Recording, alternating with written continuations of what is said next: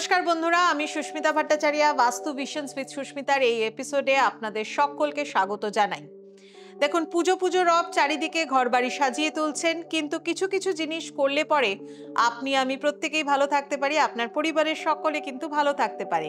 অর্থাৎ বাস্তুর মধ্যে কিছু নতুন জিনিসের অ্যাপ্লিকেশন আমরা সবাই করে থাকি, কিন্তু যদি সঠিকভাবে না করি তার উল্টো ফলও কিন্তু হতে পারে। তো আজকে আমি কিন্তু সেই বিষয়টা নিয়েই আপনাদের সাথে একটা আলোচনা করব। খুব কমন একটা জিনিস যেটাকে আমরা বলি স্বাস্তিক চিহ্ন। এই যে স্বাস্তিক চিহ্ন আমরা বাড়িতে আঁকি, সঠিক উপায় কি আঁকেন? সঠিক নিয়মে কি আঁকেন? যদি ঠিক মতো না আঁকেন তাহলে কিন্তু অবশ্যই সেই স্বাস্তিক চিহ্ন শুভত্বের জায়গায় অশুভত্বে কিন্তু রাজত্ব করবে আপনার বাড়িতে। ইয়েস, একটু জেনে নিতে হবে, একটু শুনে নিতে হবে। তার জন্য কি করতে হবে? দেখুন, বাস্তুতে আমরা অনেক কিছুই করতে পারি, অনেক কিছুই রাখতে পারি, তার মধ্যে স্বস্তিক চিহ্ন কিন্তু খুব শুভ। ওম, স্বস্তিক, ত্রিশূল, লোটাস এগুলো আমরা রাখি। তার সাথে সাথে হাত, হামসা, যেরকম এই হাতের কথা যখনই আমরা বলি, হাতের কথা বলতে গেলে হাতের 5টা আঙুল আমাদের পঞ্চতত্ত্বকে কিন্তু রিপ্রেজেন্ট করে। ঠিক সেরকম আপনি যখন স্বাস্তিক চিহ্ন আপনার বাড়িতে রাখবেন, শুভ স্বাস্তিক চিহ্ন কিন্তু রিপ্রেজেন্ট করে কাকে জানেন? সূর্যদেবকে, ভগবান বিষ্ণুকে এবং অবশ্যই গণেশ দেবকে। অর্থাৎ তিনজনকে একসাথে রিপ্রেজেন্ট করে এবং কিছু কিছু ক্ষেত্রে মা লক্ষ্মীকেও কিন্তু রিপ্রেজেন্ট করে। কিন্তু কিভাবে, কি করে, কোথায়, কোন জায়গায়, কিভাবে স্বাস্তিক চিহ্ন আপনারা আঁকবেন? আমাদের যখন কোনো পুজো হয় বা গৃহপ্রবেশ হয় তখন দেওয়ালে স্বস্তিক চিহ্ন আঁকা হয়, বা কোনো ঘটের ওপরে যখন আমরা ঘট স্থাপন করি তখনও স্বাস্তিক আঁকি। ঠিক যেরকম এইবারে দুর্গার যখন আপনারা কলস প্রতিস্থাপন করবেন বাড়ির ঈশান কোণে, সেখানেও কিন্তু স্বস্তিক চিহ্ন আঁকতে হবে। অবশ্যই আমি আমার অন্য ভিডিওতে সেটা বলেছি।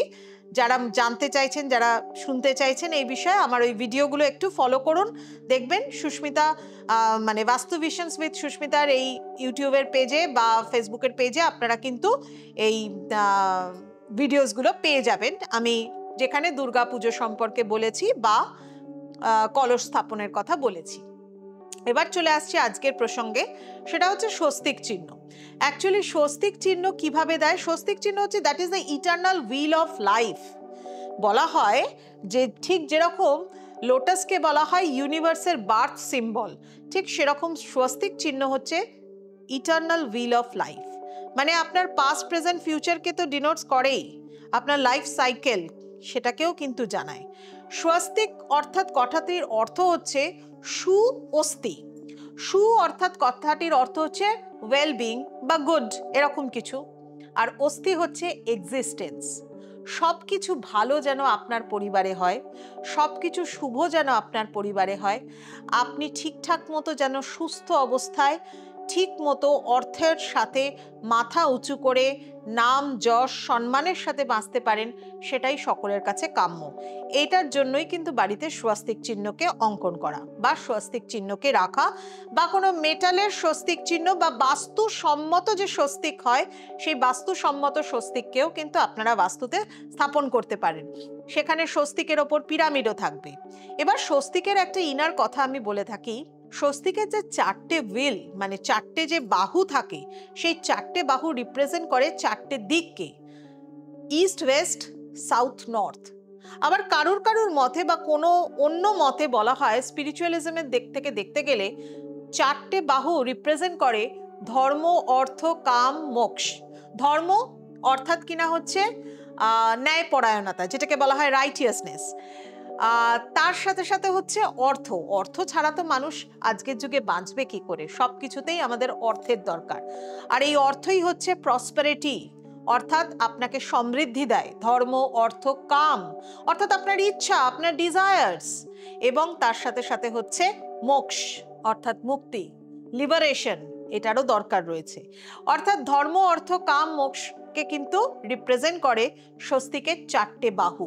দেখুন, একটা স্বস্তিক চিহ্ন বাড়িতে আঁকলে পরে কি হতে পারে, তবে সঠিক নিয়মে আঁকতে হবে। নিয়মটা আমি বলছি, আপনারা শুনতে থাকুন আমার কথা। তারপর হচ্ছে এই 4টে বাহু কিনা আরো কিছু রিপ্রেজেন্ট করে, যেমন হচ্ছে মোশনকে রিপ্রেজেন্ট করে, আবার স্ট্যাটিক জিনিসকেও রিপ্রেজেন্ট করে, আবার স্পিরিটকেও রিপ্রেজেন্ট করে, ম্যাটারকেও রিপ্রেজেন্ট করে। আবার কেউ কেউ বলেন এই চারটে বাহু রিপ্রেজেন্ট করে আমাদের বার্থকে, আমাদের জন্মকে, তারপর আমাদের গ্রোথকে, আমাদের বেড়ে ওঠাকে, এরপর আমাদের ডেথকে অর্থাৎ আমাদের মৃত্যুকে, এবং আমাদের রিবার্থকে অর্থাৎ পুনর্জন্মকে। এই চারটে বাহুর বিভিন্ন ধরনের মূল বক্তব্য আছে, কিন্তু এই চারটে বাহু যদি সঠিকভাবে না থাকে তাহলেই কিন্তু অশুভত্বের সৃষ্টি হয়। মা দুর্গা আসেন সমস্ত অশুভ শক্তিকে বিনাশ করে আমাদের মধ্যে শুভত্বের প্রভাব ঘটাতে, আমাদের মন মানসিকতার বিকাশ ঘটাতে, আমাদের চেতনার উন্মেষ ঘটাতে। আর স্বস্তিক চিহ্ন মা দুর্গার এই পুজোর সময় যদি আমরা আমাদের বাড়িতে সঠিক নিয়মে করতে পারি, আঁকতে পারি, তাহলে কিন্তু তার অনেক ভালো প্রভাব রয়েছে। যেমন হচ্ছে স্বস্তিক চিহ্ন যখন আঁকছেন, তার যে চারটে হুইল মানে চারটে বাহু রয়েছে, এটা যদি ক্লকওয়াইজ, এটাকে আমরা কি বলি, ইটারনাল হুইল অফ লাইফ, তার মানে একটা চক্রের মতো। এবার এর যে ঘোড়াটা, এই ঘোড়াটা যদি ক্লকওয়াইজ হয়, মানে হচ্ছে ঘড়ির কাঁটার দিকে যদি ক্লকওয়াইজ ঘোড়া হয় রাইট হ্যান্ড সাইডে, তাহলে সেটা শুভ। বলা হয় prosperity, abundance, good Fortune, financially strong থাকা, ভালো থাকবার জন্য, রিলেশনকে ভালো রাখবার জন্য, জীবনে স্টেবিলিটির জন্য, জব স্যাটিসফ্যাকশনের জন্য, এস্টাবলিশমেন্টের জন্য এই হুইল আপনাকে কিন্তু ভীষণভাবে কার্যকারিতা করতে পারে। তবে এই হুইলকে রাখতে হবে কিন্তু ক্লকওয়াইজ, অর্থাৎ সূর্যদেব, ভগবান বিষ্ণু এবং গণেশ দেব, এই তিনজন যাতে সঠিকভাবে সেখানে অবস্থান করে, তার জন্য এর যে হুইলটা আছে এটা ক্লকওয়াইজ আঁকতে হবে। কিন্তু যদি আপনি ভুল করে অ্যান্টি ক্লকওয়াইজ এঁকে বসেন, তাহলে কি হতে পারে জানেন? স্বস্তিককে অ্যান্টি ক্লকওয়াইজও কিন্তু আঁকা যায়, কিন্তু সেটি অকাল্ট মানে কাজের জন্য লাগে। অর্থাৎ যখন আপনি কোনো তান্ত্রিক ক্রিয়া করছেন, যখন আপনি কোনো তন্ত্র ক্রিয়ার সাথে যুক্ত হচ্ছেন বা মা কালীকে আহ্বান জানাচ্ছেন, তখন কিন্তু স্বস্তিকের হুইল অবশ্যই কিন্তু উল্টো দিকে হয়। অর্থাৎ সেই চারটে বাহুর মুখ তখন অ্যান্টি ক্লকওয়াইজ হয়ে যায়। আর আমাদের নিজেদের বাস্তুতে এই অ্যান্টি ক্লকওয়াইজ স্বস্তিক কিন্তু কখনো রাখা উচিত না। বিশেষ বিশেষ কার্যকারিতার জন্য এই অ্যান্টি ক্লকওয়াইজ রাখেন। তাই স্বস্তিক চিহ্ন যখন বাড়িতে আঁকবেন, অবশ্যই মাথায় রাখবেন জিনিসটা, স্বস্তিকের হুইল কিন্তু যেন কোনোভাবেই অ্যান্টি ক্লকওয়াইজ না হয়, ক্লকওয়াইজ যেন হয়। ক্লকওয়াইজ হলে পরে কিন্তু নতুন কোনো ভেঞ্চার আপনি শুরু করতে পারেন, জীবনে সাকসেস আসতে পারে, জীবনে উন্নতি বিভিন্নভাবে আসতে পারে, যারা পড়াশোনা করছে তাদের দিক থেকে, সমস্ত দিক থেকে। কিন্তু কখনোই অ্যান্টি ক্লকওয়াইজ নয়, তার ফল কিন্তু উল্টো হয়। স্বস্তিক চিহ্ন অবশ্যই আপনার সদর দরজার সামনে রাখুন, পূজা ঘরের মধ্যে রাখুন, ড্রয়িং রুমেও একটি স্বস্তিক চিহ্নকে স্থাপন করুন, বাস্তু মতে পিরামিড সমেত একটি স্বস্তিক চিহ্নকে সেখানে স্থাপন করুন। এবং এর সাথে সাথে বলে দিই, স্বস্তিককে কি দিয়ে আঁকবেন। মেনলি স্বস্তিক আঁকা হয় হচ্ছে হলুদ, সিঁদুর, আতপ চাল এবং হচ্ছে চন্দন। এই যে স্বস্তিক আঁকার নিয়ম, অনেকে ভাবেন চন্দন দিয়ে আবার কোন দিকে। যাদের পূর্ব দিকে সদর দরজা রয়েছেন, তারা অবশ্যই কিন্তু লাল দিয়ে অর্থাৎ সিঁদুর দিয়ে স্বস্তিক চিহ্ন আঁকুন। দরজা থেকে ঢুকে সামনে আঁকতে পারেন বা দরজাতেও আঁকতে পারেন। যাদের উত্তর দিকে সদর দরজা রয়েছে, তারা হলুদ দিয়ে অর্থাৎ টারমারিক দিয়ে কিন্তু স্বস্তিক চিহ্নকে আঁকবেন। যাদের দক্ষিণ দিকে সদর দরজা রয়েছেন, তারা কিন্তু বাস্তু দোষের মধ্যে পড়েন, অশুভত্বের মধ্যে পড়েন। তারা অবশ্যই হলুদ এবং সিঁদুর দুটো একসাথে সর্ষের তেলের সাথে মিশিয়ে স্বস্তিক চিহ্নকে কিন্তু সদর দরজায় এঁকে রাখবেন। এতে আপনার নেগেটিভ ভাইব্রেশন কিন্তু অনেকটা কাটবে। নেক্সট আরেকটা আমি আপনাদেরকে বলি, যাদের পশ্চিম দিকে সদর দরজা, তারা কিন্তু অবশ্যই সাদা স্বস্তিক আঁকুন, অর্থাৎ চন্দনের স্বস্তিক কিন্তু সেখানে আঁকুন। এতে কিন্তু আপনার যে বাস্তু দোষ বা স্যাটার্নের যে কোনো কুপ্রভাব, সেটা থেকেও কিন্তু আপনি মুক্ত হতে পারবেন। কারণ স্বস্তিক চিহ্ন মানেই তো হচ্ছেন তিন দেবতার অধিষ্ঠান।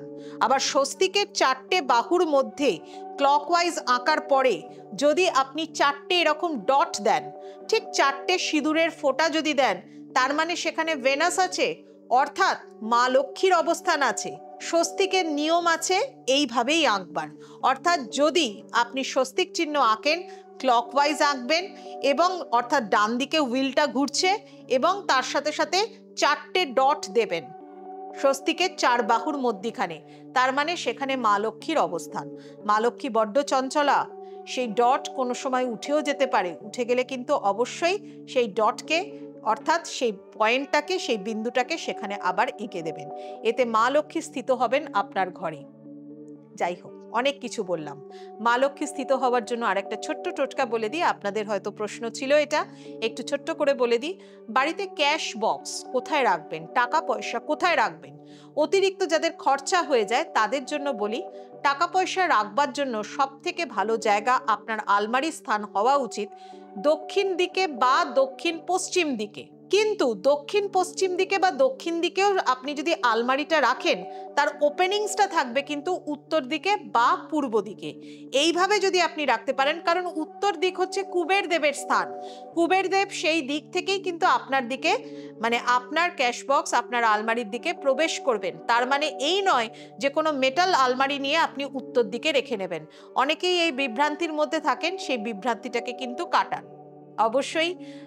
এমনকি আলমারির গায়ে, সেখানেও কিন্তু আমরা স্বস্তিকের চিহ্ন, স্টিকার বা ইত্যাদি বাস্তুসম্মত স্বস্তিককে কিন্তু সেখানে রাখতে পারি। আর যদি ডিটেলসে জানতে চান বাস্তুসম্মত স্বস্তিক কি, তাহলে আমাকে কমেন্ট করে জানান। অবশ্যই আমি আরো আমার এই ভিডিওসগুলোর মধ্যে আপনাদের জন্য কিন্তু নিয়ে আসবো। যারা জানতে চাইছেন এই বিষয়ে ডিটেলস, আরো কিছু শুনতে চাইছেন, আমার অনেক ভিডিওস আছে, আপনারা ফলো করুন, সেই নেক্সট ভিডিওসগুলো দেখতে থাকুন। তার জন্য কিন্তু চ্যানেলটাকে অবশ্যই সাবস্ক্রাইব করতে ভুলবেন না। বাস্তু ভিশনস উইথ সুস্মিতার এই চ্যানেলটা ইউটিউব, ফেসবুক এখানে আপনারা দেখতে পান এবং ইনস্টাতেও দেখতে পান। সেখানে অবশ্যই কিন্তু আপনারা এটাকে সাবস্ক্রাইব করলে পরে প্রত্যেকদিন নোটিফিকেশন পাবেন। হ্যাঁ, অনেক কিছু বললাম, স্বস্তিক নিয়ে বললাম, আরও কিছু বলার আছে, শুনতে থাকুন আপনারা। তবে হ্যাঁ, আজ এই পর্যন্তই। ভালো থাকুন, সকলকে ভালো রাখুন এবং পুজোর আনন্দে খুব খুব খুব এনজয় করুন, খুব আনন্দে মেতে উঠুন। আজ আসি এই পর্যন্তই।